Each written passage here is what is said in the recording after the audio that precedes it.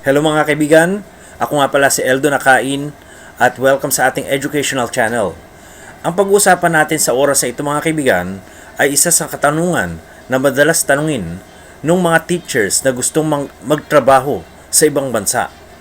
Magkano nga ba ang sweldo ng mga teachers sa iba't ibang mga bansa? Tara mga kaibigan at alamin natin. Alam naman natin mga kaibigan na ang entry-level salary ng isang teacher dito sa Pilipinas ay mula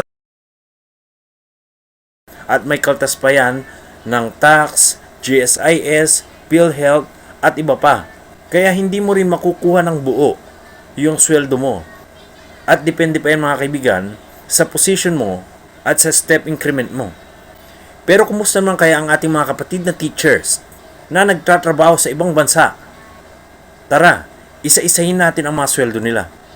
Unahin na natin ang United States of America mga kaibigan. Doon, ang average salary ng isang teacher ay nasa $3,000 hanggang $5,000 monthly. Depende sa state kung saan siya nagtatrabaho mga kaibigan. Ibig sabihin nun mga kaibigan, nasa 170,000 pesos hanggang 280,000 pesos ang kinikita ng mga teachers sa United States kada buwan. Pero syempre mga kaibigan, mataas din ang cost of living sa US. Sa Canada naman tayo mga kaibigan. Sa Canada naman ay mas mataas. Ang mga teacher sa Canada ay kumikita ng tinatayang 50,000 Canadian dollar hanggang 80,000 Canadian dollar kada taon.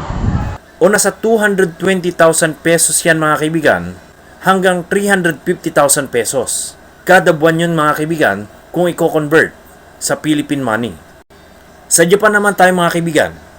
Ang mga teachers sa Japan ay kumikita ng tinatayang 300,000 yen hanggang sa 500,000 yen. At yan ay kada buwan. Na yan ay tinatayang 110,000 pesos hanggang 185,000 pesos kada buwan kung i-convert yan sa Philippine money. Maganda rin ang pagrespeto ng mga Hapon sa mga teachers. Pumunta naman tayo sa UAE o United Arab Emirates. Lalo na sa Dubai mga kaibigan. Ang kinikita ng isang teacher sa UAE ay tinatayang 8,000 dirhams hanggang 15,000 dirhams. O yan ay 120,000 pesos hanggang 250,000 pesos monthly kung i-convert natin yan sa Philippine money. Libre pa minsan mga kaibigan ang tirahan at pamasahe. Ngayon pumunta naman tayo sa Singapore mga kaibigan. Magkano kaya ang sweldo ng teacher sa Singapore?